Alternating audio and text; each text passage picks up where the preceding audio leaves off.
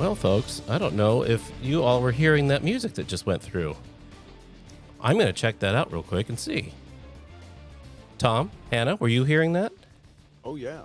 You were hearing Yeah, that. I heard it. But I don't hear it on Twitch. Are you listening in on Twitch? I want to make sure everybody's got their audio set. But I can. You can. Hannah, can I hear you? Hello. All right. Hello. Can you hear me? All right. As I was telling you beforehand, I'm a bit of a stickler. This is FoosWeek, folks. I'm Adam Gilson. That's Tom Robinson. There's Hannah Smith. This is your one-stop shop for all things positive in foosball. I'm loving it. We got a great guest tonight. We're going to be talking to you here very shortly, Brett Nooyen from Wisconsin State. But first, Hannah, how you doing? Hi. I'm doing great. Today is a little bit chilly where I'm at, but probably relatively mild for you guys. But today's been a good day. It's the sun was shining. It was a little bit breezy, but it was a good day, and I'm excited to talk about some foosball and meet with a guest that I personally am not super familiar with, and I'm not really familiar with the Wisconsin scene. So I'm really excited about tonight and getting to know a little bit more about that. Tom.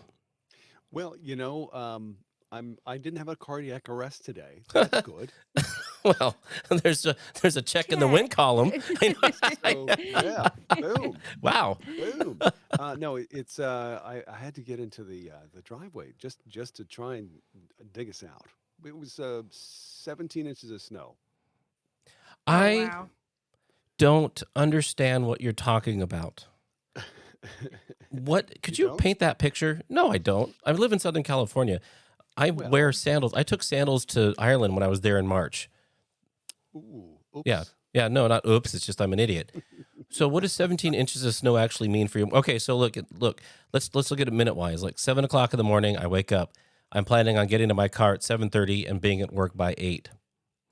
How much further back do you have to put your schedule if you're dealing with 17 inches of snow? Oh, we're talking maybe 2 hours. Yeah, What? 2 hours. Yeah, 2 hours because, well, I have a snowblower, but when it's 17 inches and it's wet the way it was today, very wet, Mm. there's a lot of moisture and it's very difficult for the snowblower to get into that and really remove it all.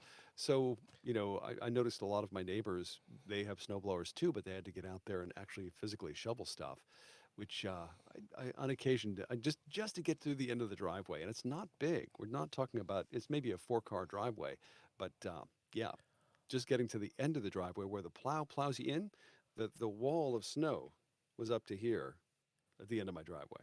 So, and I had to get through that, with the snowblower. So, yeah, 2 hours.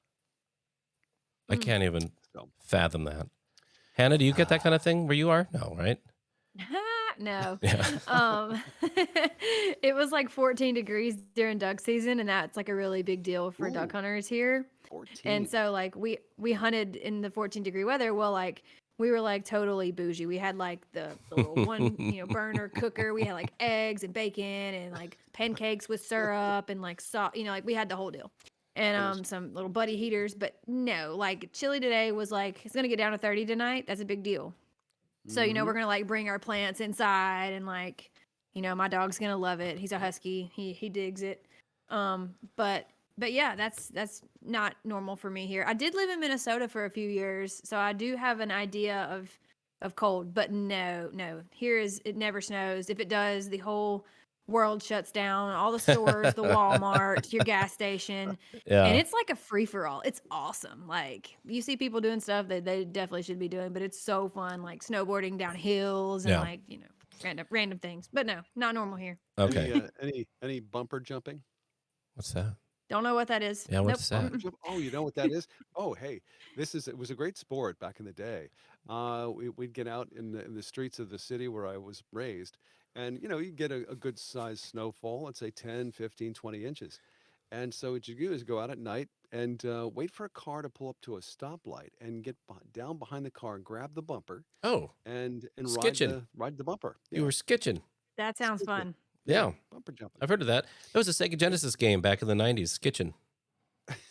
Skitching, it's Interesting. bitching. I remember that. Clearly, somebody was from the So Northeast. wait a minute, Phil. You grew up in the streets, Tom? in the streets. I Wow. was a Behind a bumper. street rat. Did you have a Behind By the preferred? stop sign. Did you have a preferred bumper you wanted to grab onto? There were some cars that were better, they had better bumpers. Like But everybody wanted a Corolla, or now, if you did it now, you'd pull the bumper right off. So you can't do it anymore. wow. Couldn't do it. But the steel bumper, man, you just grab onto the bottom of that with your gloves and hang on, and man, you get all over town that way. Wow. Are you serious, Tom? I feel like you're Absolutely. I think he Hannah. is. On a real Hannah. level. What are you gonna give me a vibe check, Hannah? This doesn't sound I right. think it, Y'all should yeah, have died back then, My right? homie's deaf. It's in the back of the car, not the front. Not like we're Dude, laying over the back of hood. a plane can kill you. Well, so no, it was. Tom, I am never rooming was with you, great. dude. I'm worried about what Okay. you think's okay and not okay. It was great sport. I Great guess. sport. Okay, but you call it one more time. What's that called again? You called it Bumper jumping. bumper jumping. Bumper Okay, all right. Yeah. I Bumper noticed. jumping. I That's noticed. tonight's episode. Yeah, that's bumper jumping. That's it. We're just It was naming Nacho these. Bar. Now yeah, we're bumper yeah. jumping. Now we're bumper jumping. I love it. So before It's better before than we jumper bumping. what? I said I heard what you said. I was saying what for emphasis. But is it really better? I don't know, Tom. That's you're confusing me. that's for another time. Right, To so- debate that. So, this is episode 5 of Foos Week, and we all know the deal. This is the week behind in foosball and the week ahead. And we've been met with some modicum of success because I think people like talking about foosball, blah, blah, blah, blah, blah. And before we get to our guest, our only guest tonight, Brett Nooyen, Wisconsin Foosball State Championships Tournament Director, and that's happening this weekend. Before we get to him, we have to talk a little bit about what's going on the week behind. And we're not going to get too much in depth because I believe we have a guest that's going to be talking about that next Tuesday, right, Hannah? Oh yeah, we have a cool new guest that's going to help us recap the Costa Rica scene. So we had Brandon Munoz on before to kind of hype us up and get us ready. Mhm. And I'm sure you two also checked in, here and there through the weekend of watching a little bit of Costa Rican foosball and seeing a few posts on Facebook regarding this tournament, and that's great. So we're gonna kind of just talk about what we saw from the outside looking in, and then we have Terry Rue on for a recap of his Costa Rican experience. Wow, Terry Rue. Yeah, that is a coup for sure. That's great. Looking Yeah. forward. Terry's such a great guy. Oh, he Such a is. great guy. Yeah, he is. And if you ever go and like rattle the cage that is his knowledge of all things medical, it's wild. Oh. Like Mhm. the stuff that Absolutely. the stuff that he says and how much he can talk about it is just amazing. You ever notice when he's at tournaments, he carries around a bottle that has a specific kind of liquid that he's sipping on when he's getting Mhm. ready to compete. Mhm. And I talked to him about that once, and it's like a concoction that he's come up with on his own. I don't know exactly what those things are, but somehow it keeps his energy level at a certain level, and of course he can focus. I mean, maybe he should be making this stuff for other foosers. Just to the Talk to him point, about that. it's water. You're talking about water. Terry Well, it Rue doesn't turns look like water. water. Terry Rue turns water into that. I see. Okay, it's not wine. I know that. No, it's not wine. Um, No. So I watched the Inside Foos' coverage of the Costa Rica tournament this weekend. It was a lot of fun. Tony Spaderman probably tripled, I guess, maybe. Who knows? Did he? Do we know? He probably did, right? I know he won at least one big event for sure. He just keeps tripling. He's a tripling machine, Yeah. so Yeah. whatever. Since Colorado State. But Tom, did you watch anything or see anything of note? I didn't actually get a chance to watch anything through the stream. Okay. Although I plan on going back to review and see Yeah. what's going on. Yeah. Before next week. Right. There was a lot of great photos. One of the things that stood out to me was seeing a good family friend that I hadn't seen in a very long time that was friends with my folks back in the 70s and during the tournament soccer days, Marcio Bonilla. And he showed up there. He's a Costa Rica legend, Hall of Famer here in the United States. And Cool. just not seen any, but him and Brandon Munoz had this really great picture together. And it was just so nice. So I sent that to my folks. And they're like, oh, that's Marcio, you know. So that's always fun for me as a huge foosball dork to be able to see that kind of thing is nice. Dork. But dork, yeah. Hannah, anything jump out at you, or did you already? Yeah. That talking about that name, Marcio, I believe you said. I've heard. So I just tuned in, here and there, checking it out, and I happened to hop on whenever Brandon was commentating, and he was mixing the Spanish and English stuff, which I always love, I even though love I'm not that. that fluent in I love Spanish, it. but I can keep up. I can like, oh, okay, he's talking about this game, or in a previous game, or player rankings, or things about the players, or little things like that. I can kind of follow. Um, and I love that. I think that's special. I also noticed there was lots of people. Hold on before I go there. Let's go back to Marcio. So he was sitting in the stands chatting with Tony Spreedman. And I think Brandon was like, hey, it's so cool. This guy showed up. He's a Costa Rican legend. And Brandon was actually giving a little bit of insight from him. And I had no idea about this guy. So that was really cool for me to just randomly tune in and hear these cool tidbits of like foosball history of like Costa Rican legends. And I really enjoyed that. So that was nice to me. And it was also cool to see people like just kicking it with like no Yeah. shoes on. We're playing open singles, no shoes, sometimes no shirt. We don't care. It's hot in here. Sure. But like it Wow. really seemed like everybody had a great time, and I can't wait to get more Yeah. information on the tournament. Yeah, and I think there was a record set this weekend. I think Tony actually tripled with no shoes on. That might be a record No of some sort. shoes. Yeah.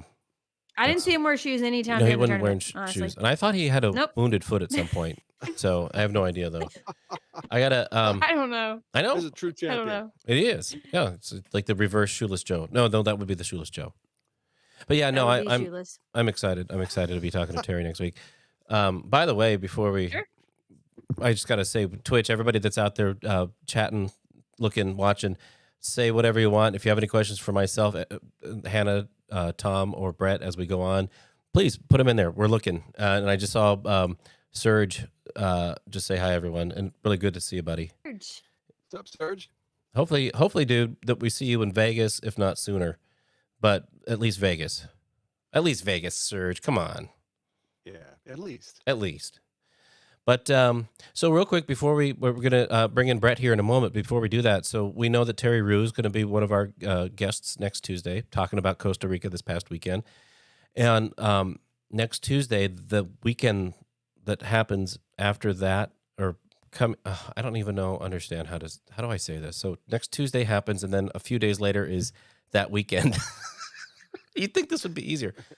I am getting a master's in English, so that weekend's tournament is Oklahoma State. Yeah. Right? Okay, so we're going to have Tommy Atkinson on as well. That's going to be one of the promoters there, Tommy Two Gun. He's going to be chatting with us that night. So we're going to have Terry Rue and then Tommy Atkinson next Tuesday for FoosWeek. So I'm looking forward to hearing about Magoo's. Hannah, have you ever played at Magoo's? I have not. It was actually one that Bracklin and I were trying to get on our schedule for this year, making an Oklahoma tournament. But it just really worked out to where I didn't really know this tournament was coming up until it was out.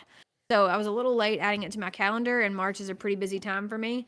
So that's a little rough, but hopefully we can make, the Halloween Open or something else cool that's going up there. But I personally have never been. I've watched a lot of footage there, so Yeah. looks like it's a fun time though. It looks like a great place. Yeah, Tom. No, I'm super excited. I'm 100% excited. So I'm going to be there, and it's my first one that I've ever been to. So, and I'm going to get to do a podcast, Boots on foosball the radio, ground. boots on the ground. Yeah. But I also get to do Let's go. commentary with Foosball Sports Network. Jason Wicks, Brittany Wicks is going to be there, and we're going to be working together. So yeah, I'm super excited. Very cool. But I think it's time. I think it's time that we bring in our one and only guest of the evening, the Wisconsin Foosball State Championships tournament director, Brett Nooyen. Brett, how's it going, buddy? I am good. How are you guys? What's up, Brett? Hey, Brett. I think we're Hi. doing good. So this is the fun thing about this kind of show is that we generally have the tournament directors or promoters the Tuesday right before their tournament. So in a few days, in fact, in the pre-show, you were telling us that you were going to go tomorrow to go set up stuff. How you feeling about everything going on, man? I'm feeling good. This is going to be our 2019. We moved to Appleton, moved to this venue. It's the Mad Apple Affiliated Burger Company in Appleton, Wisconsin. It's attached to a beautiful Clarion Hotel. Mm. And each year we're getting bigger, better. The feedback from players, they love it. it's kind of like a little mini vacation for them because they could bring their families, set it up in the hotel next to us. There's a big kind of like a big saltwater pool that everybody plays in, and then Nice. players can come and go, and families, foosball tournament typically, right? You bring your family and they sit in the sidelines and watch, and what's the fun in that? So Yeah. we try to offer a little bit more. And Appleton's a hopping city, so I'm excited. Yeah, this is going to be I think it's going to be one of our best years, if not our best year ever. A lot of positive waves out there on Facebook and everywhere social media. So we're really excited for it. We're gonna talk about a bunch of stuff, right? But I just want to put a pin on what you just said, because what you just said was something family oriented, right? That's something this tournament is offering. But there's also something, we're going to talk about this later, and I'm going to come back to it. But there's also something that this tournament is offering to pros, pro masters, as far as payouts and how you all focus on that kind of thing. And those are two things that I have not seen at the same tournament in the last 2 years that I've been involved in. I just want to put a pin in that. We're going to come to that. We're going to come to that. But I'm really excited to be hearing about it. Hannah? So I'm super excited to hear about it as well. I have a few of my buddies from Wisconsin that I hang out with and frequent the bourbon chocolate scene in Kentucky with. Um, JTO? so we hang out. Oh yeah, me and Yeah, Jay and the whole that's my crew. partner, That's my man. That's guy. my partner. Oh, cool. And they always, all the Wisconsin guys always have on the super sick jerseys, like the Mad Apple and or brewing, and it has like the green with the cool apple on it. So I always ask them about the sick jerseys because they're just sick jerseys, right? But they were like, you definitely got to come. This place where we play is amazing. The food is great. It seems like every one of your Wisconsin people just truly enjoy that location. And I had no idea it has like a pool and like all this other cool stuff for your families. Like, so that's like even cooler. So very, very interesting to have you here and to chat about it and kind of fill us in because I've never been able to make it to the tournament. Definitely want to change that. But Absolutely. the feedback from everyone seems really positive. And, I talked to a few of those guys from there, but it sounds like you're on the right track for huge success. Thank you. We hope so too. Well, Yeah.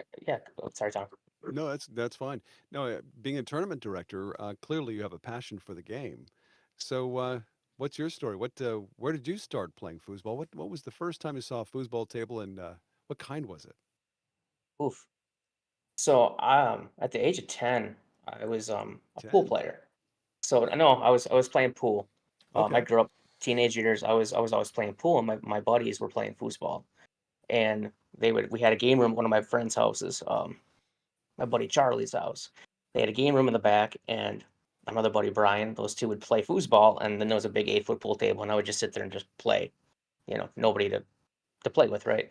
We Mm. turned 20, 21 years old, and we start going out, to bars as you would, and started realizing that they were having a lot more fun, and there was less drama surrounding the foosball table.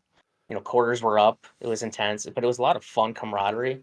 Whereas on the pool side, for me and where we were going, it wasn't that, and that wasn't Mm. what I was looking for. So I was actually offered up. One of my buddies couldn't play in the local league that was here, and so the guy asked, "Do you want to step in and learn the sport?" I'm like, "Sure." And he knocked me around for like 2 weeks. I'm like, like I don't understand why I can't do this. It doesn't make sense. And I just got the bug. We all know the bug. We've heard of the bug, and it just Yep. sunk its teeth in, and I didn't let go. And that was probably 2004, 2005, and Cool. then it just ramped up from there. And what was the first time you played in a professional tournament? It was Bill Maloney and Corey Allen out of Wisconsin ran a Halloween Open at the Mm-hmm. Howard Johnson when it was still here, and that was my first, I think, major tournament for me back then. I mean, I was a league Yeah. player, just getting my feet wet, and had actually some success. Funny enough, Hannah brought up Jay. We were playing way back then. We went toe to toe with Spree and uh, Jerry Moore at times. I mean, it was Wow. really fun. I mean, we got our butts kicked, but we put on a good show. And that again, just the Foos family, right? Everybody was so Yep. cool. Got to know Tony at a very, for me, a young age in the sport, and it just he epitomizes, Wisconsin Foosball. He's not here anymore, but Right. that's why we inducted him last year. And it was just that family. Everywhere we went out, Masters are just, they're so welcoming to newer players, and we just wanted to pay it forward as well. So I want to just kind of go back a little bit. You talked about that has a salt. Wait a minute. No, I don't want to say that. Did you just talk about bourbon chocolates, Hannah? That's just Oh like that. yeah. Jay, I just put one and one together here. Jay Yeah, was doing that at Jay. TKO, at Tour Kickoff. He kept bringing me bourbon chocolates, and they were so good. I did not realize Oh this my gosh. connection, this triangular connection here. I'm triangulating right You're now. welcome. Yeah, Yeah. thank you. Wow. Wow, I'm forever in your debt. All Yeah. right. I'm glad that we do this. Jay's because, great, and he yeah. also have to shout out Oh, this. I don't know if you cool. see it or not. I have my Wisconsin Foosball, and Nice. on the other side, another one. Oh my gosh. Yes. Okay. So I bring it to all my tournaments, and Jay always steals it and slaps on a Wisconsin Foosball sticker. So I'm So- like, yeah, super cool. So that's a perfect lead into to what I want to say next to you, Brett. Like that sticker, like I would put that sticker on anything. I love the design aesthetic of Wisconsin Foosball. I love your flyers. I love everything about that. It is so easy to look at that and be like, okay, I know what I can do, what I can't do. I know what's happening. Walk us through that for maybe other tournament directors or anybody else out there that wants to make something accessible. Sure. So 2007, 8, I got hired on to the company that I work for right now. It's called Balance Studios, and it's a digital media company. And at the time, I was a website designer. I was always a designer, right? UI designer. I thought I could design, and then I was mentored by the creative director there, Darren Lutz, the president of the company, and he started informing me about brands, right? So at the time, I built a website for Wisconsin Foosball. I came up with not this logo; it was a different one. You've probably seen it around. It's got like the state with the foosball guy in it. It says WI Foos, etc. So because we just knew we had to market ourselves differently to catch people's eye, right? We had the talent here, we thought. We just wanted to brand promote it. And then 2017, I met again with my creative director, and I'm like, let's go modern. Let's update this. And so we approached it from a business sense of, because that's what we do for companies at work, is we brand them, we identify them. So we did. He helped me out tremendously. We came up with the palette, the style guide. We edited the flyers. Revamped the entire website a couple years ago, and so everything's driven through our website. I mean, I'm a nerd with this stuff, so everything is marketed through that, out to Facebook, out to YouTube, and I think it's just that the weight of the brand and what our brand mission stands for, which we talked about a little bit. Adam, we'll get to later, like where we're going as a Wisconsin Foosball, what it means to pros and masters, and the future of the sport, as I kind of see it too for us, is just that's what we wanted this to really matter, and it's we. Right? It's we Foos. We all Foos. Right? So it could be Y Foos, sure, but it's it's we Foos, and so we have the foosball guy, and it's clean, it stands out, and the palette started, with foosball player, the gold and the black and the white scheme, and it's just kind of went from there. And anybody starting that out itself, I think reach out, hire a designer. Jason Wicks doing stuff with Foosball Sports Network. I think fabulous design aesthetics of what's coming out, what he's doing down there too. Like that's awesome. Right. Different clubs are coming up and popping up, and it's really neat because I think that helps legitimize it on a nationwide circuit. Of these clubs coming together, it like rivals European soccer and clubs, and I think, and that, to answer your point of like the jerseys, we start I think the best one is the USA Foosball jersey, right? I mean, that's just, it's so cool, and I think that's just what I was going for with it, is I wanted to offer something for our players to be proud, when they travel, when they tour, and we just came out with the latest jersey. All the other jerseys has been Jay. He's been doing an awesome job on it, and then we came out with an official jersey. We just released like 50 of them to the players this past weekend. They came out all in time for state, so keep an eye on those, and they're so badass. I'm so proud of how everything turned out, and overall reception of everything's been awesome. So do you guys like plan like the day to wear those at a tournament? Because it seems like when I'm at a tour stop, it's like, oh, okay, everybody wears whatever. We're getting here Friday, and then like either Saturday or Sunday, like for the finals, everyone has on the same jersey, and I'm just like, that's a cool idea. Like as a state, like did you guys get together, or does it just kind of like flow that way that y'all end up with them on the same day? I think as a state we offer the jerseys and then the partners kind of come together and been doing that themselves. Um, the difference would be I think the Nationals a year or two ago, Colorado, we had a Wisconsin foosball. Everybody wore the same jersey out there for it, but Very cool. it's kind of like the partners coming together, and then sometimes it happens all on the same day, and it's just like that's awesome. We've had Definitely. lot of discussions on Foos Talk Live and Foosball Radio about dress codes, especially from the past. So if you look at the old pictures of the 70s and 80s with tournament soccer and Dynamo, a lot of the players were wearing collared shirts and slacks, no jeans, no sneakers. Um, what do you think about establishing dress codes for foosball tournaments, especially state championships? What do you think about that?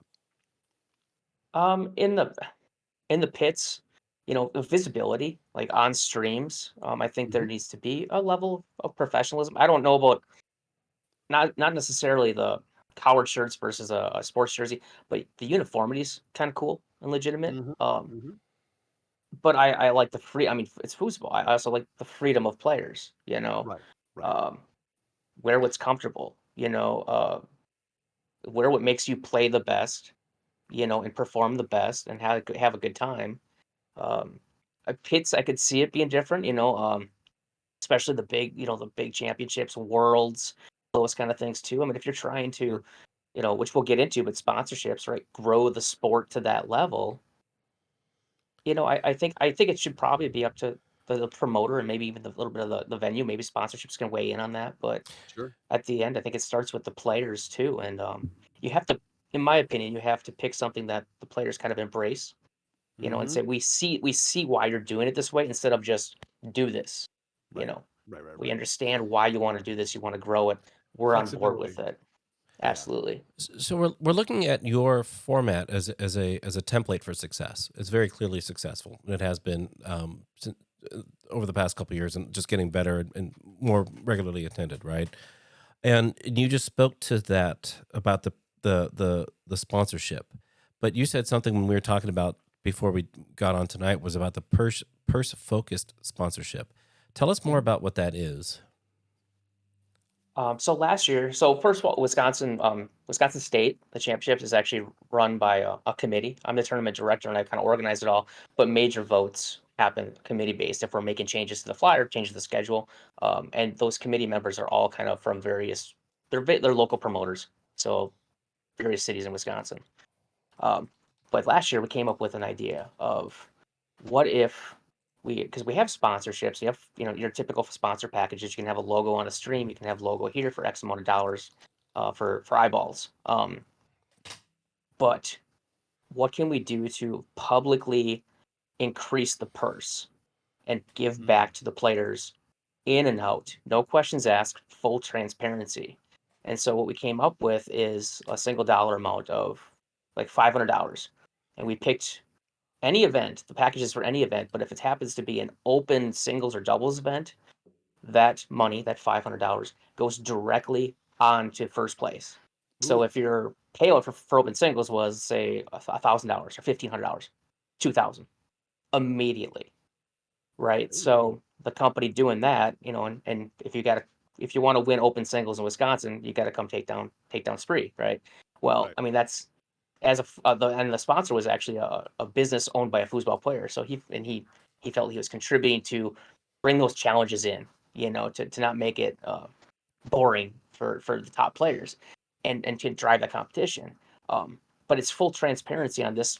Literally, the money comes right here, goes right to the flyer. So we started a baseline of let's say $10,000 tournament, and then we bump immediately. We market it out that way. $500 from company XYZ goes into open doubles, open singles. So then we hit 11,000. And now Ooh. what we're doing, and we start trying to look at different events and say, what can we do differently this year? And I really wanted to target the women's open singles. And I'm like, like let's talk to who we know. Yeah, can Whoop, whoop. anybody maybe contact a woman-owned business? Perhaps we can marry the two, marry the three. Maybe we could do that. And we actually found that. So our a female realtor from Wisconsin, Oh, put yeah. in for, and she's a foosball player, Yeah. and put in for women's open Saw her singles. on the So now flyer. Yeah. and I think right now our women's singles payouts are second or third, second to Worlds, maybe Wow. third behind Vegas. Wow. Um, Open doubles purse. I mean, not we moved up and we're second to Worlds and maybe Vegas, and that's what we want. And going forward, we want to do that pro and work our way, down the ranks to a point. But and Adam, we did allude to this a little bit earlier. It's focused on masters and the pros. Right. And sure, sponsorships definitely helps operations. If it's a bad year, something happens, you got to cover costs and you want to keep the event going. You want to have money for the next year.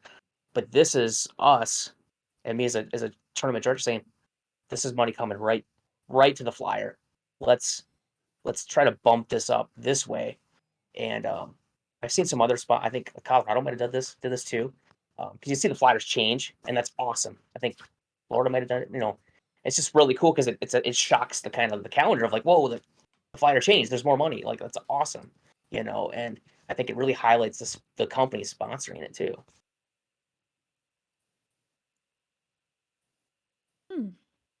Well, I have a few things I want to touch on just from hearing you speak for a bit. So a few words that I kind of jotted down listening to you are like family oriented. As we've been doing these FoosWeek things, it seems like we run across these tournaments that are shifting towards a more family oriented aspect, and that's great because that to me ties in. How are we going to get more people involved in foosball? There's a problem. We need more people involved, and we need them to be younger. We don't need them to be 100. No offense to anyone that's 100 playing foosball, but we need more younger people. I mean, where are they? There's not many of them. So I think that is a great idea to how to tie in things to foosball. I think that's very important. I think you're on the right track. Another thing that is different is transparency. Like, what? Like, that's great. And I believe, it's even cooler you getting to come on here and say, women's singles is sponsored by a women's own business. What? Super sick. And it provides, additional advertising for those sponsors. If we're going to get into sponsors in foosball, sponsors in softball are a thing, but, they're a big thing. So, like, say I'm entering in women's singles. Well, it's going to say, and I'm sponsored by Worth. It's going to say Hannah Smith, Worth, not Hannah Smith, Mississippi. You know what I mean? So, like, that would allow additional advertising. But the names on the flyers and underneath the women's thing, that's even cooler. I mean, think about how many people check a flyer before the tournament, at the tournament, and you could post those anywhere. So I think that's definitely on the correct track for advertising. And if I had a business, I wanted to promote it. I think that, and I even halfway understood foosball, I think that would be like a big grab for me. Like, oh, my name's going to be on the flyer. Like, that's great. Every person coming to the tournament is going to see the flyer, and some that aren't. That's amazing. It's very innovative, and I appreciate all of that. I think all that's really special, and I'm excited. I wish I could go. I hate I have plans for the weekend, or I would book a trip now. But if you're not going, just go. Especially for It that sounds prize great. money. That prize money sounds pretty tempting. That would be worth the ride for Hey, sure. yeah, that's awesome. And I may So be jumping the gun here, but sorry, Tom, if you that's okay. want to skip No, over me, you can. no. But someone asked where would be the best place to watch the stream. Yes. So should I put it in the chat? It's so when we're live, it'll be wifoos.com/stream. Put it in the chat. Okay. Yeah, Sure thing. and you know what? That'd And be we'll cool. share it. We'll share it on the Foosball Radio page as well. Because I've seen. Sure. No, I'm sorry, Brett. I'm about to just talk. I'm an extemporate. I'm talking. Go ahead, Brett. I just say it's not live yet, but we run our own YouTube streams every day, and then we cut off at the 12-hour mark. We start a new one, and then that link will always redirect to the appropriate stream, and then those will also be on the YouTube, our Wisconsin Foosball YouTube page. And who's doing the commentary? Because I know you have commentary and you do that overhead thing too, but it's side by side with. And I love that. I love that. Lead commentating is all done by Ted Kruger Ted out of Kruger. Wisconsin. Everybody's Okay. probably Yeah. familiar with Teddy. Yeah, and then Matt Weber gets in Good there. friend. Some of our other local pros, Greg Rushing, Rob Balza, some of these guys jump in. It just kind of how we run the tournament too. Like our stream it's commentating by players that know players too. So sometimes even the locals will get in there, because it might be a rookie or beginner match, but everybody knows each other and you get this cool kind of vibe going on in the booth. But Teddy is, I'm gonna say Teddy rivals the best. He's awesome on the stream and he is just wicked to listen to. It's such a good time. Yeah, that's it seems to me now the whole idea now is being able to cover tournaments and keep it covered uh, through the stream because it is setting up a camera and getting people in place to do this. It seems to be easier, maybe because of other people who have been experimenting with this. And I got to say, Jason Wicks has really kind of blazed the trail for a lot of folks like yourself to do this. My question to you is, okay, you've done this tournament a bit, and I'm wondering, first of all, from previous situations with Wisconsin State, give us one example of one thing you would not do again that you tried before, and then what is it that you're trying differently this year that you didn't do last time? Oof.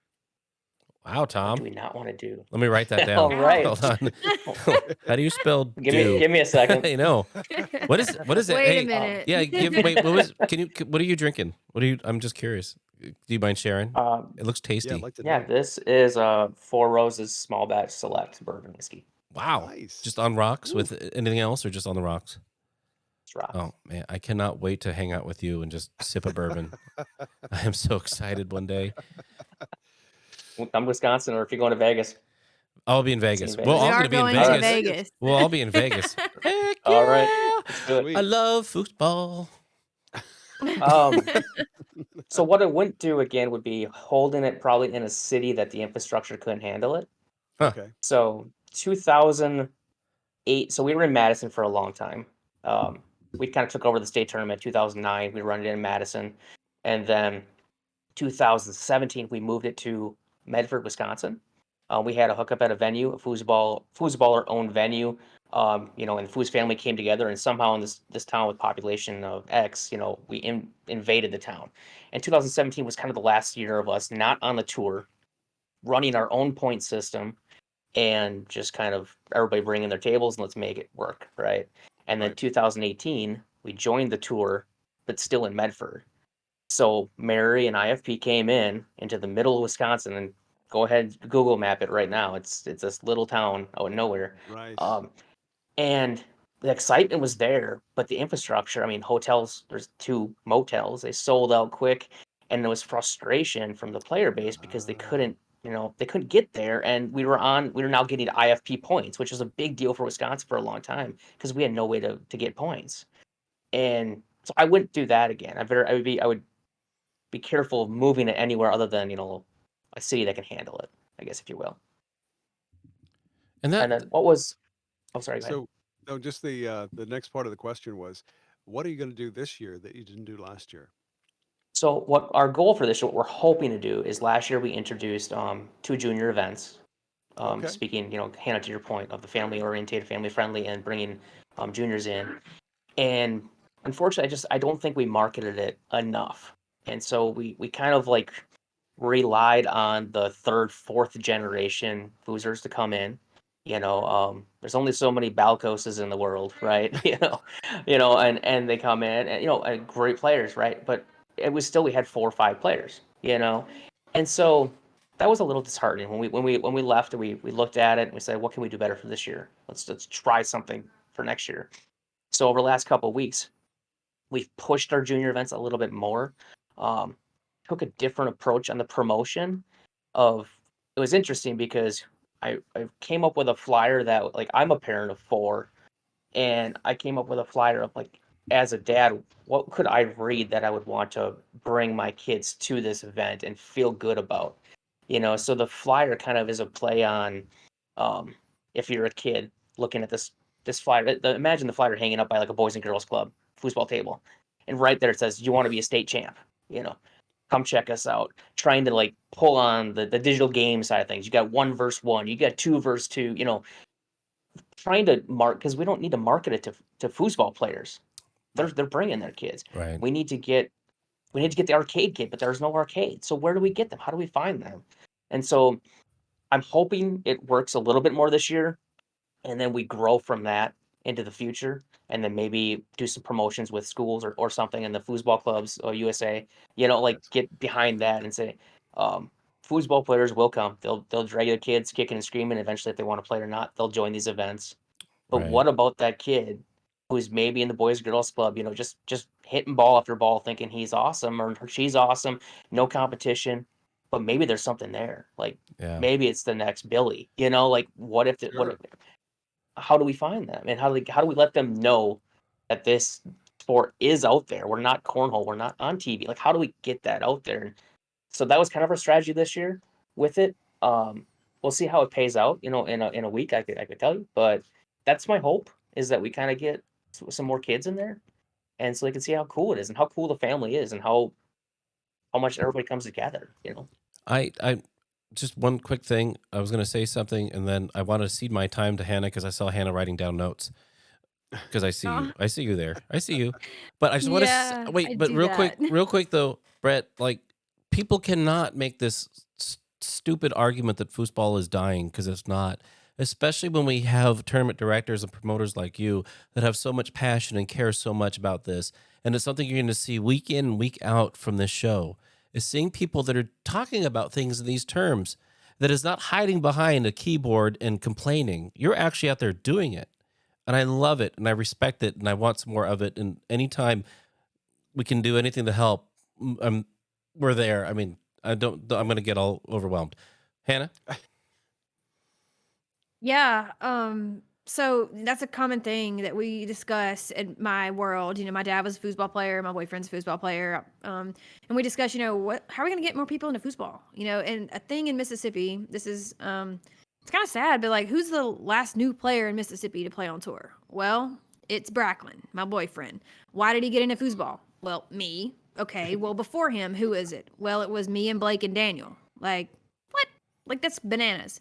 So it's just like, I was wondering how many new players have you, say in 2 years, how many new players do you think you've come across just from your tournaments that you're running in Wisconsin? Um, I would say probably a handful, maybe between 10 and 20 that over the last couple of years that tour.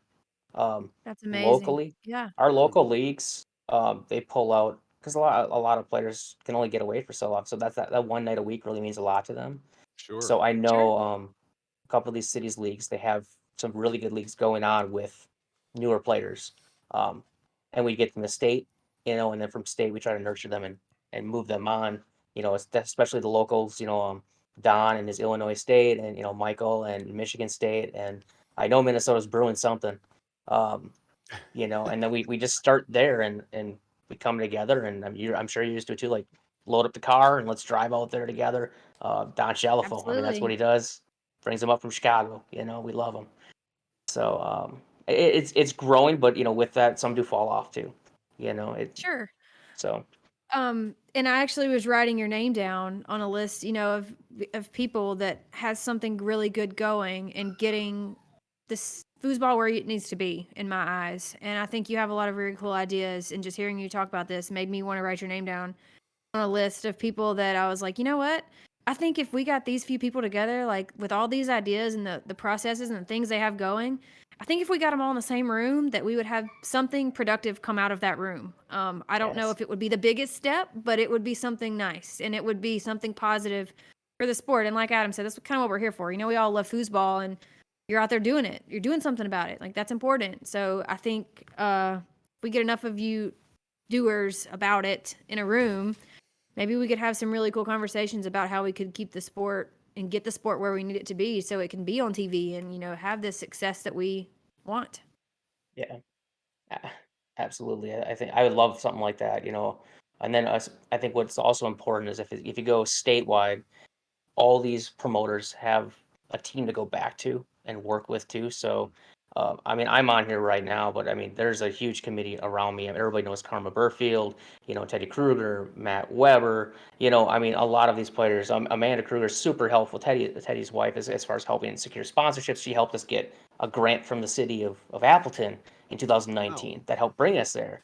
And it's press releases, and we've been on TV with it. Like so those ideas, and then going back home with them and saying, we have new ideas and building that support staff. And if you're out in a state and it's just you, reach out. I mean, look at us now. We're all over. We're remote. I'm easily accessible. I think most Foosers are, with ideas. And I think I would love that idea just to pound the pavement together, and see what's worked over here. I'm dying to get in a room with Torres and just learn more about, what he's doing with Thunderdome, and just, just collaborate and see what we can do to really benefit our player base and grow it. Just a I think that would cautionary be note really about special. just a cautionary note about Mark. Uh Yeah, don't let him have the room. oh. Just say it. Go ahead, Matt. So someone in the chat actually brought up talk about the past grant media and press releases. Do you want to touch on that a little bit? Yeah, so when we were in 2018, I talked about we were in Medford and we were looking for a new home. And I believe that's actually Amanda Kruger, Teddy's wife.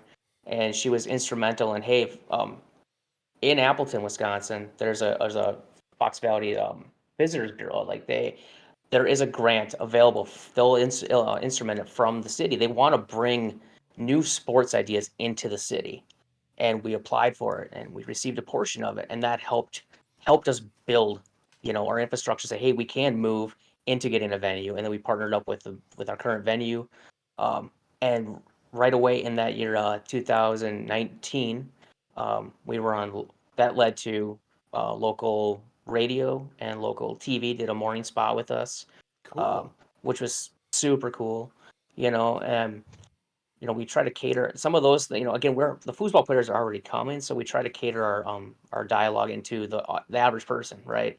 So what better way than announcing like the mega DYPs, the super DYPs of put your money in and roll the dice. You might partner with a master and go really far, and you'll learn a lot along the way. So like those kind of things, come check it out. If you're entertained, like jump in a beginner event, see what it takes. That's been huge for us too. So that's kind of where that's coming from. Did Very we cool.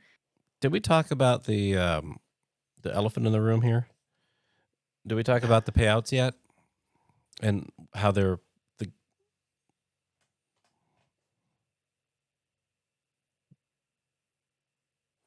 Did I do the thing? So what's the thing? No, the payouts. Like, so you're the payouts and everything like that you're having is more focused on the pros and pro masters, right? Oh yeah, yeah. So That's what I did. I what did. with Oh, maybe.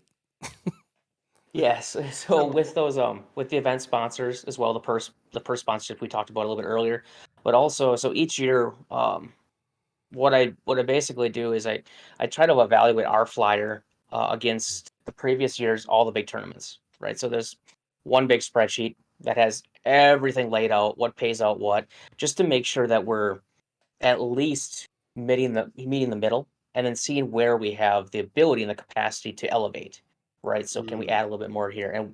And we've come together as kind of a committee of coming together for open and for pro first. Definitely open this year. I think it's we talked about it, some of the biggest payouts. Pro I want to target next year, and it's not to take away from beginners and rookies, not at all. In my eye, it's just pros and masters started there too, and they put in that time, and now Yeah. they're here. And Tony's comments, on the I think it was a Twitch interview, him and The I have money talked ball. about this at times Yeah. too. But leaving, because of payouts, and what, there's a lot of other reasons, I know, but that that that's that's what we're targeting. Is I keep going back to when I was talking to my kids about Tony Spreadman. I was like, well, LeBron James, Kobe Bryant, right? These names. He's that and more. He's that and more in this sport. And he'll meet with you, hang out with you, and he's not in this $1 billion mansion. He's not, and I don't Right. think it's fair. I mean, the amount of effort and time and effort that these top masters have put in.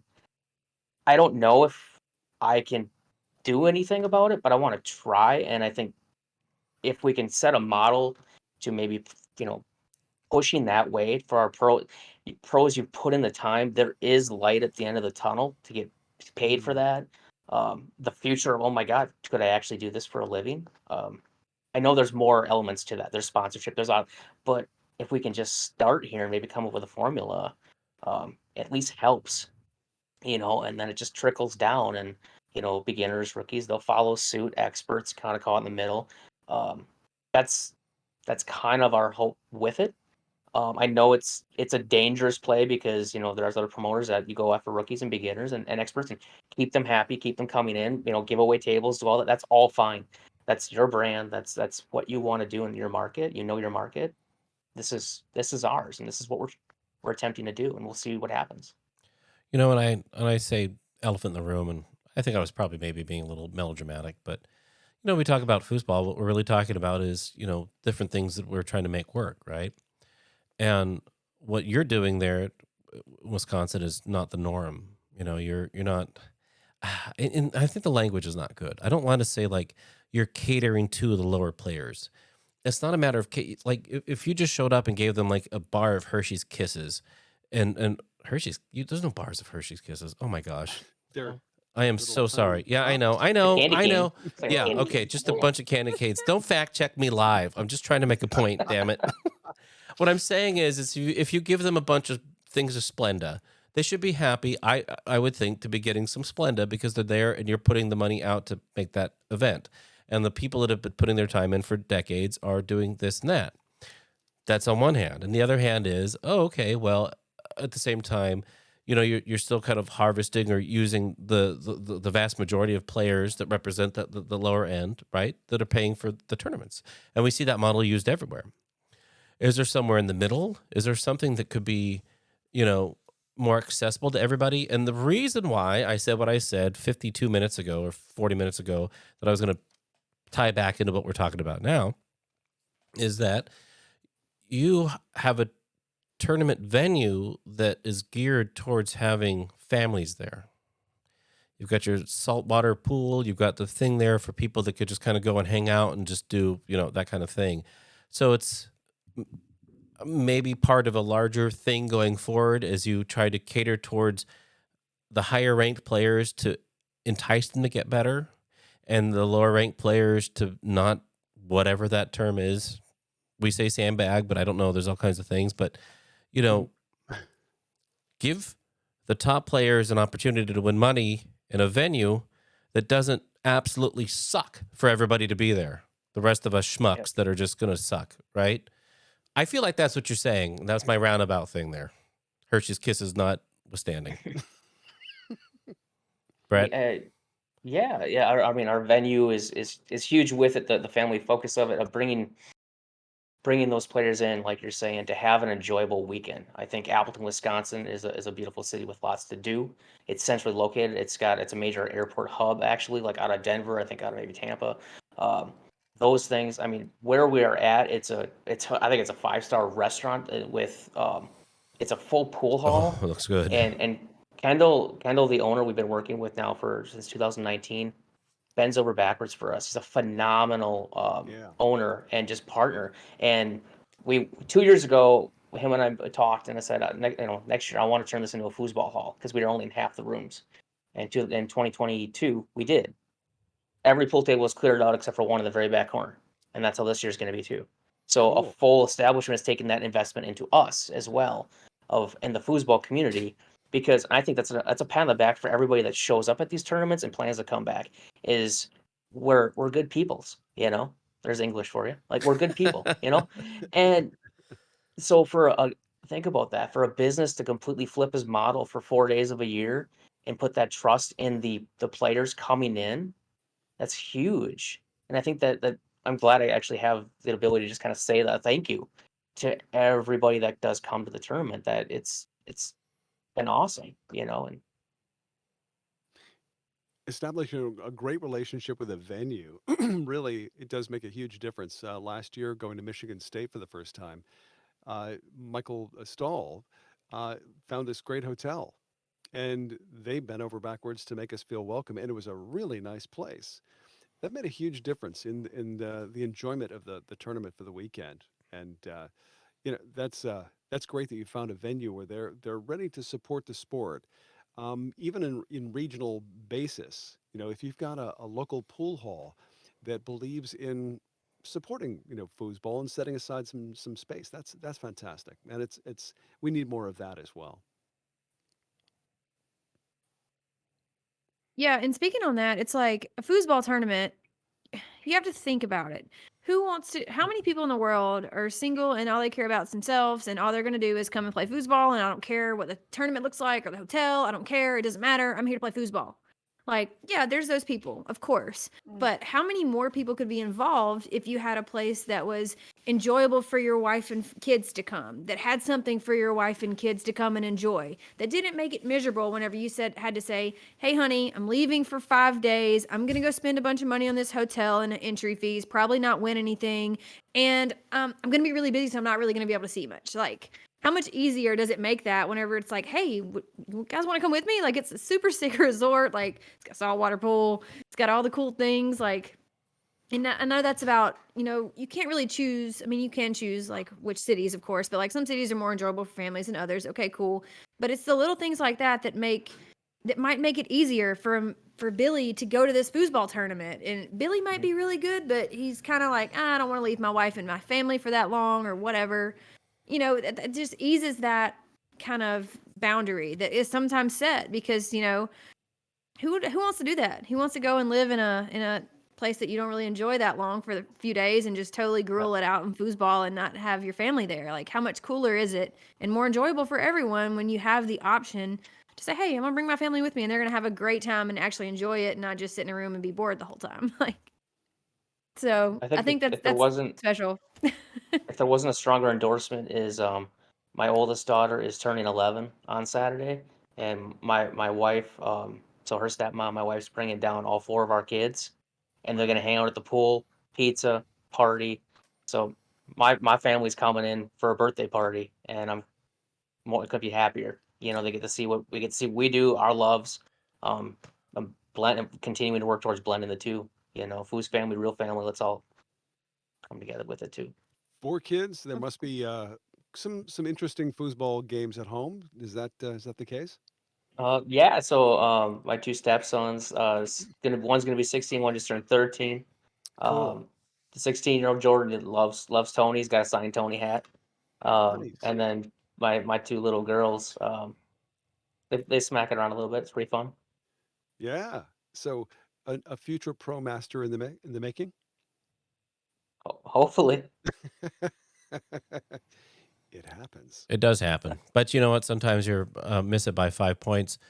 I just want to catch up with chat here. Jay Teal. Sorry if I outed you, Jay. 3D Foos. I think we all know who you are. Of course, a Patreon supporter of Foosball Radio. Guys like Brett and Teddy are the reason Wisconsin has a big group of traveling players in the past couple of years. That is fantastic. And I can feel it from here, folks. That is true. Brett's passion is real. Keith Glenn. I love the fact that they're focusing on taking care of the top guys without doing it at the expense of the newer players. That's been a very vocalized issue in the lower ranks. Klepto Killa Gaming agrees. That has been a bit of a controversy, right, Brett? hmm Oh, absolutely. Yeah, it's a fine line. I think each term is different. I mean, unfortunately, with our current format, which is a whole different discussion, for the future, but the current kind of state format is you have a lot of events, bluntly, right? So, we do have some events that bookend for the lower players. Beginner starts and ends. Long separated.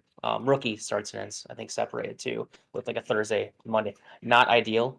Would love to work towards that, but as I think through the course of this interview, you kind of see like the focus with the pro and open. I'd say is certainly not to hinder them at any means. It's just I also want to keep them there and challenge them to join us for those couple days and throw your hat in the ring in pro and open and Yeah.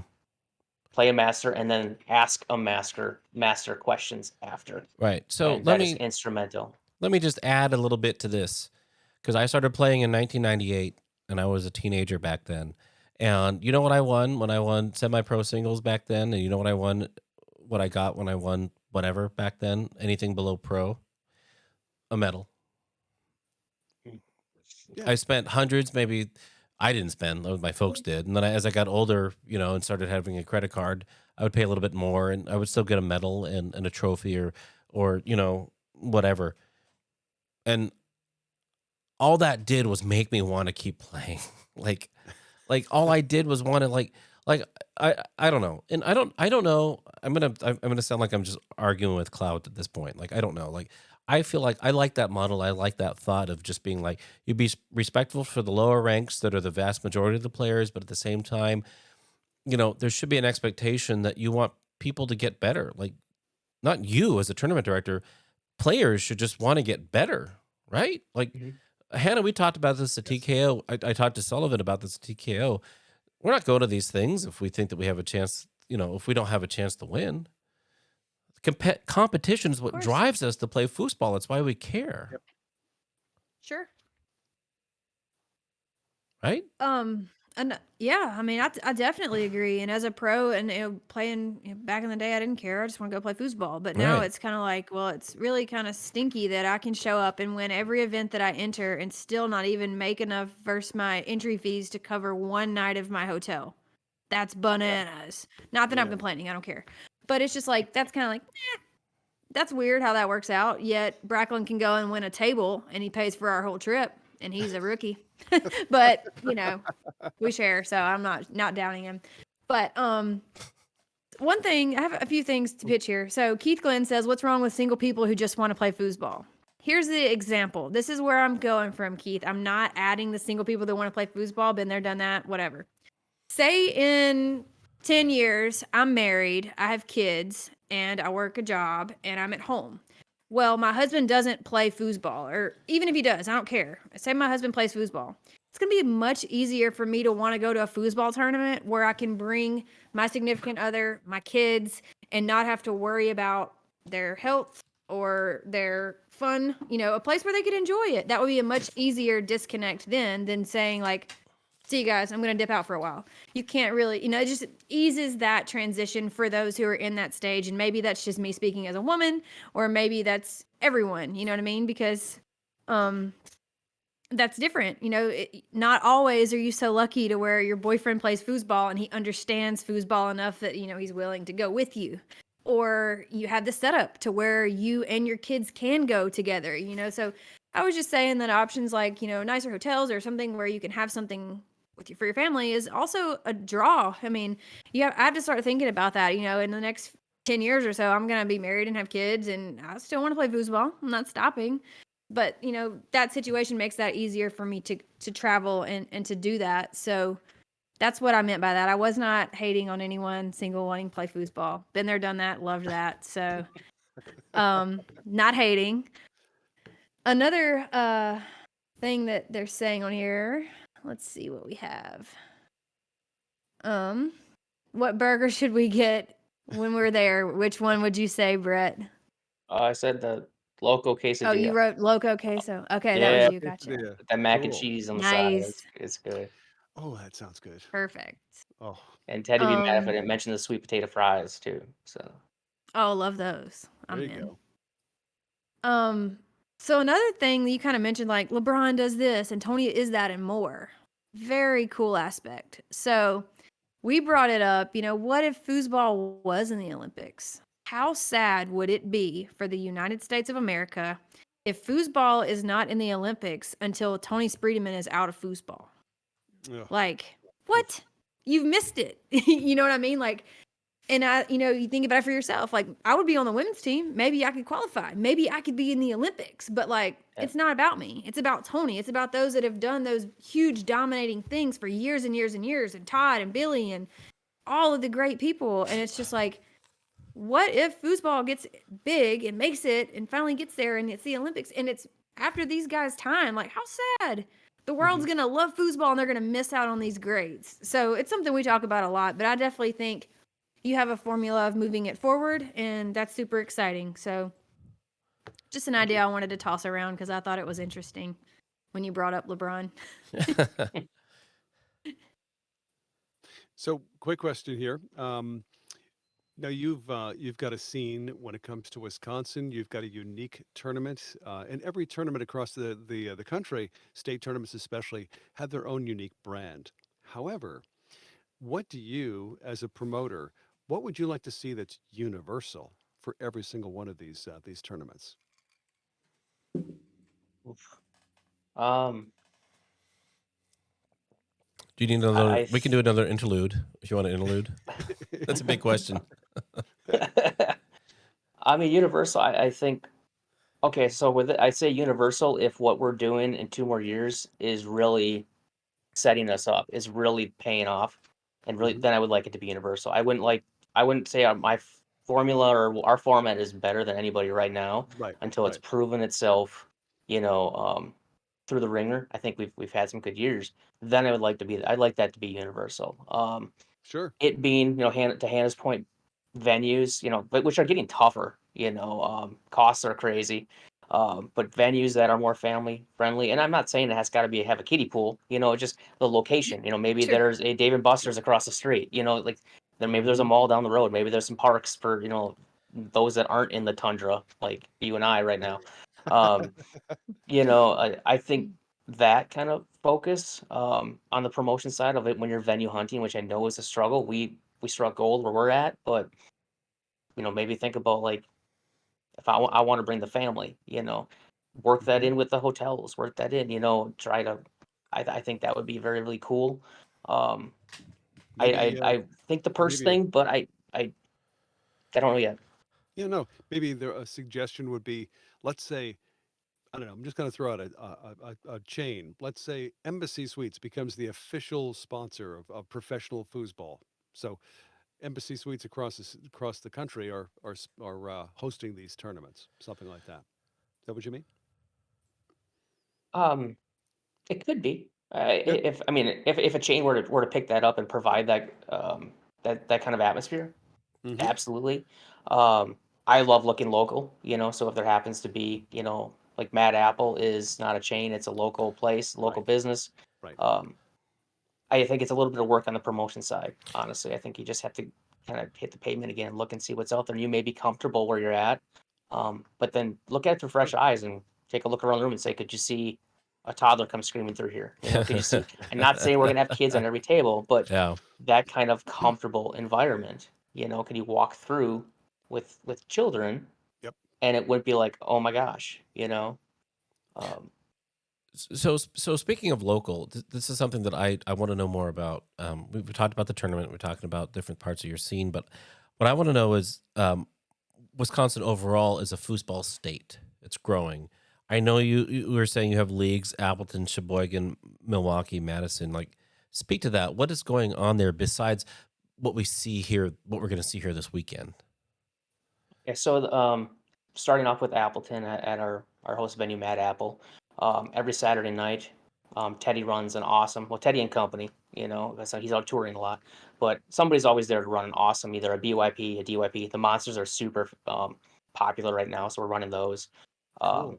we actually had Fox Valley had a league there as well, so helped run that with Teddy. That was on Thursday nights, and that was every other week and then lots of pickup games going on. Sheboygan, they have their league that runs on Thursdays and alternates.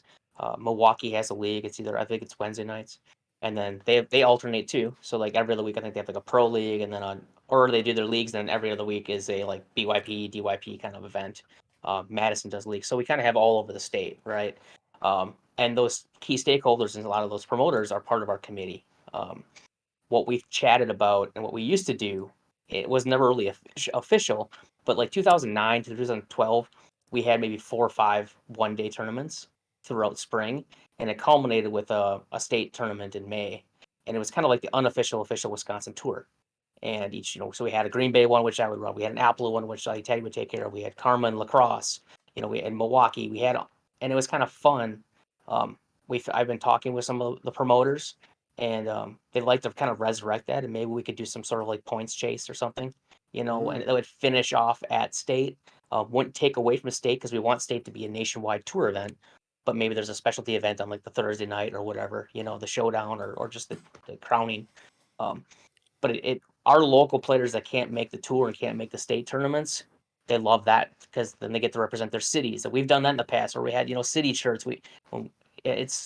We're trying to energize it in and then open the doors to let everybody else see what we're doing. And if we're having a great time, if the Wisconsin players are happy, I'm happy, and I hope that they go out and kind of spread the love and they show it on tour. And that's all I can ask for is more Wisconsin titles, more Wisconsin players in those finals.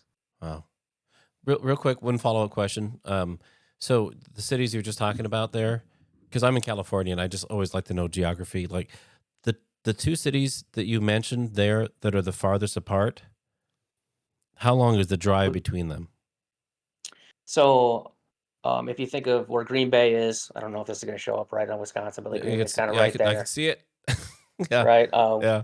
We got Milwaukee's 2 hours south of Green Bay, which is where I am right now. Appleton is actually 30 minutes south of where I am. Okay. And then Madison is 2.5 hours west of Milwaukee.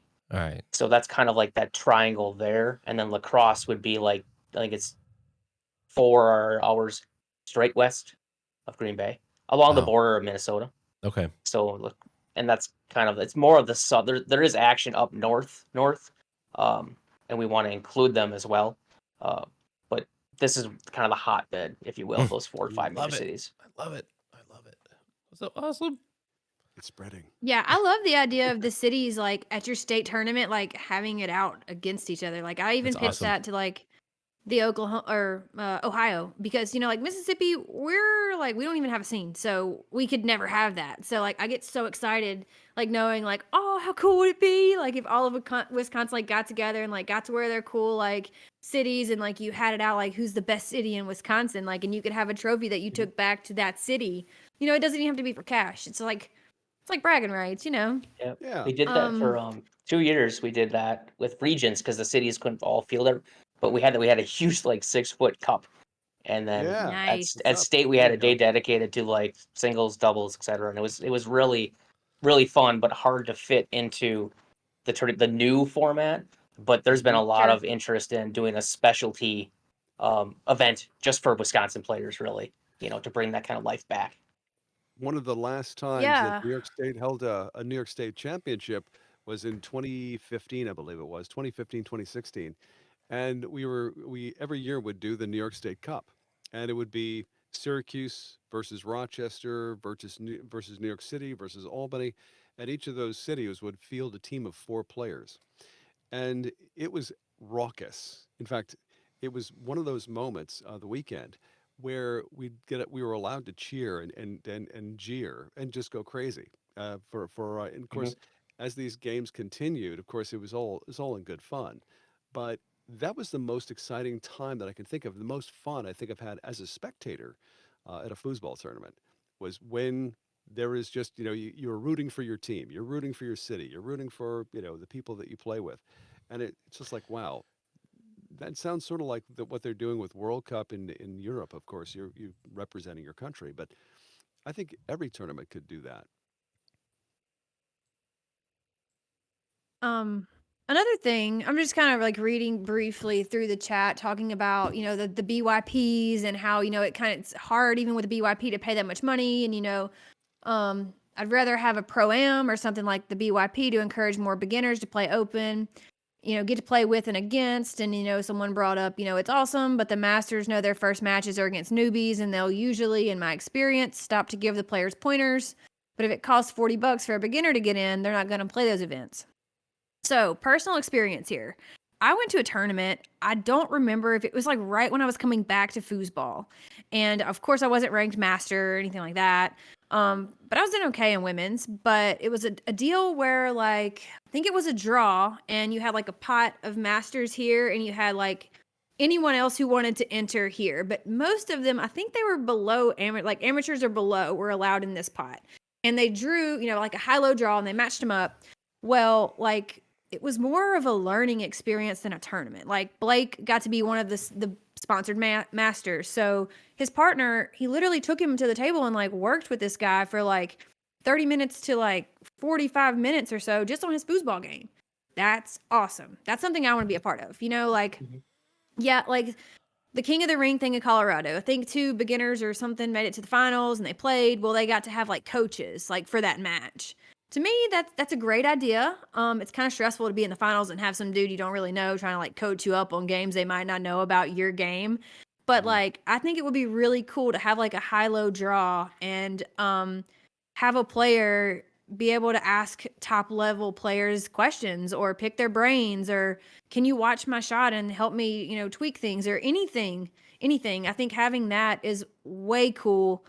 I don't know how we could promote it, but maybe that's an idea you guys that are actual promoters can handle. But I would love to be a part of that. I know it's, even if it's just for women, I know not many men want to listen to women. That's cool. But I would love to be able to have the opportunity to help someone getting into the sport, a beginner or a rookie or an amateur that's struggling with something, to pick my brain. And I would love to have the opportunity to help them and then play with them. Like, so I think that's super cool. That's all I have. I think what would be really neat that could be executed rather quickly with one of those ideas would be if so like Wisconsin, we're gonna have rookie and beginner happening on Thursday, right? And we're gonna have 2 stream tables. Would be those streams hit and they go live, would be an announcement of, hey, I was on the stream, I know at some point. Is there anybody pro or master that would be willing to review that footage with me on site here and just give me some pointers, right? Inside Foos could be doing it too. Like, I know I was on early, I don't know how easy it is for them. I don't know their infrastructure, but like for us, we could just go to the YouTube stream, like when about you play, scrub through it, and then you could just sit there. Like you could see it sitting there with a headset. Like they're getting that in front of a room of foosball tables, so they're not going home and forgetting about it. And then they could almost bring it into their next event. I think That's if we special. had Yeah. masters and pros, like as we're signing up, like would you be willing to, we just said, would you willing to be a coach or a mentor for the weekend? And what that means is, if anybody has any questions on their game and they were on the stream and you're not playing or you're available, would you mind sitting down with them? How cool would that be? That'd be awesome. And I don't think it'd be a big lift on the Absolutely. promotion side. We already have the footage. Sure. I think that would be great. You say that, like, can you be my coach for the weekend? But, like, even as a master player, I have people who coach me through the weekend, and they coach me consistently.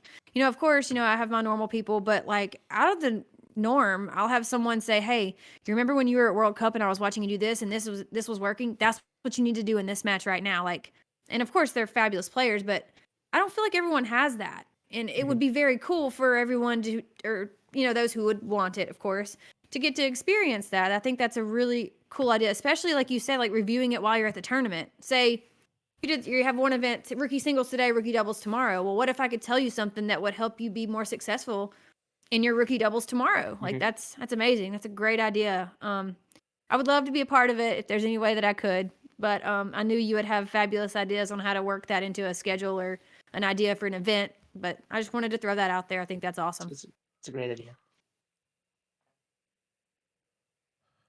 Hannah, you said something earlier about guys not wanting to listen to girls. Did you have any specific examples in foosball for that? I'm not calling you No, it's out. I just want to know. general. No, I want to know. Sometimes. No, I'm going to send It's some. always fun. I've got my email set up. Let's go. Well, just watch me play a DYP and not wear a jacket, and you'll get fun. It's always fun. And that is all you need to hear out there.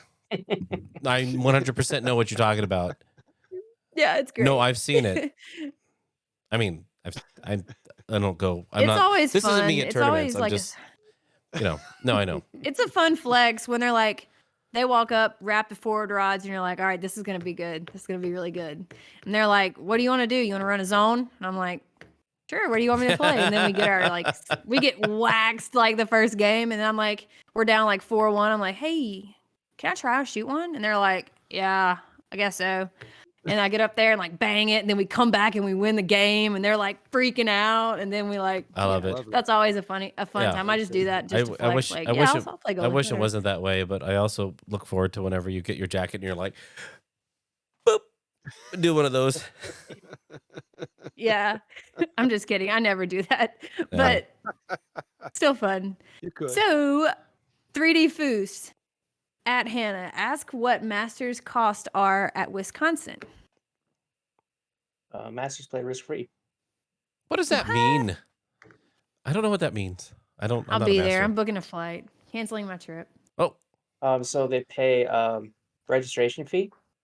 So I think that's 50 everybody, and then they don't. So let's say they play open mix, open doubles, open singles, and they don't place. They don't pay anything. If they place, then their entry fee comes out of their winnings. oh, okay, Hmm. cool. So if they don't have a good day, it costs them their entry fee. Yeah, I You like know, that. That's really it. Yeah, I like that. that's unique. So I'm thinking. I mean, I don't know. We've been at this for an hour and 20 minutes. Yeah, my bad. But that's not your bad. I'm No, are blind you kidding playing me? here, You haven't even told us. You haven't even told us your bottom, second, third, and fourth shelf of bourbon. Like give us the number one for every shelf. Give us your number one bottom shelf right now. What do you got? What's your number one bottom shelf bourbon? Go. Wild Turkey 101. Whew. Number two. Man, Number 2 shelf. Yeah. What's your number one on your second shelf? I'm assuming it's that's how gonna you be- organized it back there, based on what I know Yeah. of you, which I've only known you for 2 I'd days. say that's a 1792 sweet wheat. Wheat. wow. Sweet wheat. Wheat. Okay. And number one on your third shelf. Probably a Maker's Mark 46 cast strength. Now that's the one I know. So what do you got on? What's your number one on your fourth shelf? So my go-to on my fourth shelf, my top shelf, is an Eagle Rare from Buffalo Trace. But there's a bottle up there that my guys got me for my wedding. It's a William Laurel Weller from 2020.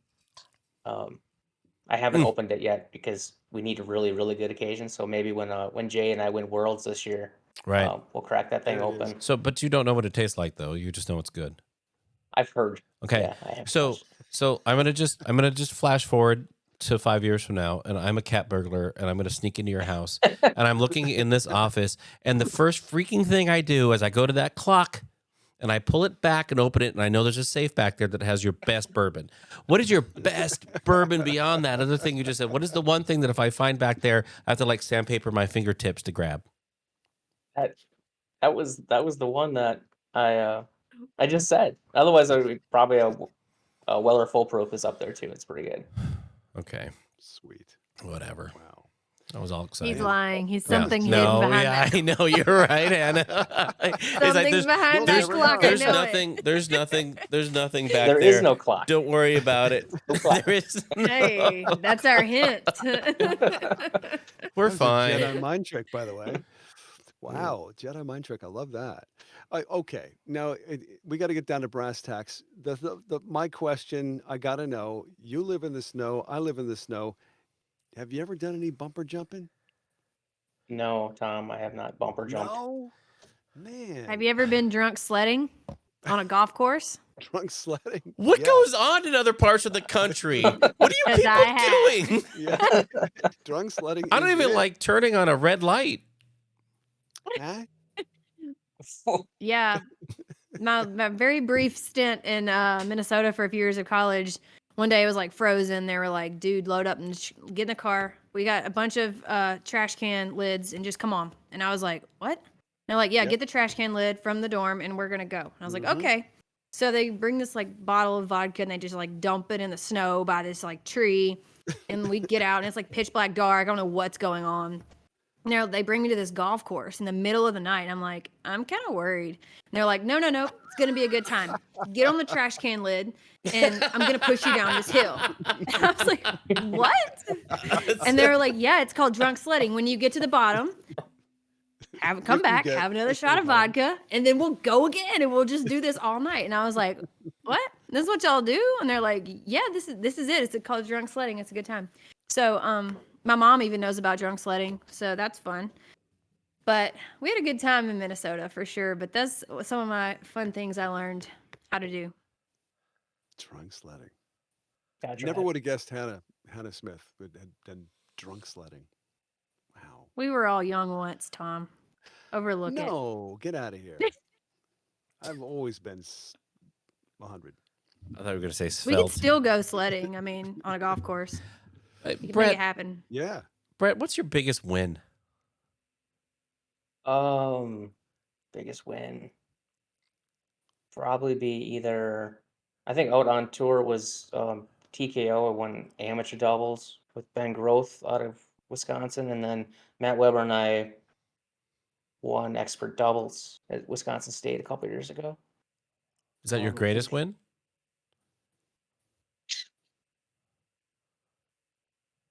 no, I think my first Wisconsin State title for back when it was it rookie. No, it was just amateur singles. Only because it was late in the day and everybody had left, and I was in the losers bracket and I was coming back, and everybody left me alone. So like it was like the opposite of pits. It was just two guys scrapping in the corner, and Yeah. everybody else was off way to the side just watching because they didn't want to come over. And I just remember it being a grueling match with a really good player out of Minnesota, and was able to take it. So that one Sweet. sticks with me. First one, I guess, right? So first title, so that feels good.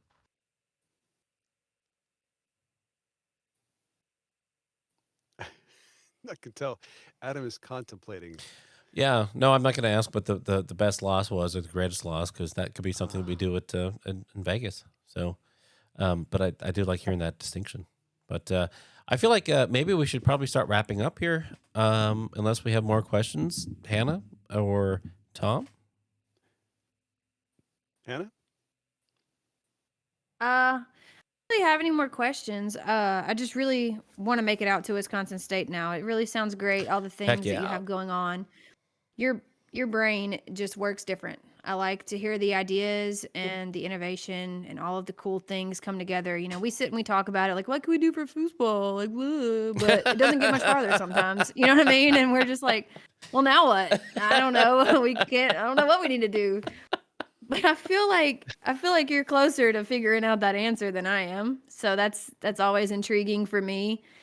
And I think it's cool. I think everything you're doing is super cool. You know, paying the pros more, that's awesome. Getting the juniors involved, that's awesome. Having a place that you enjoy going, even cooler. Great restaurant, I'm there.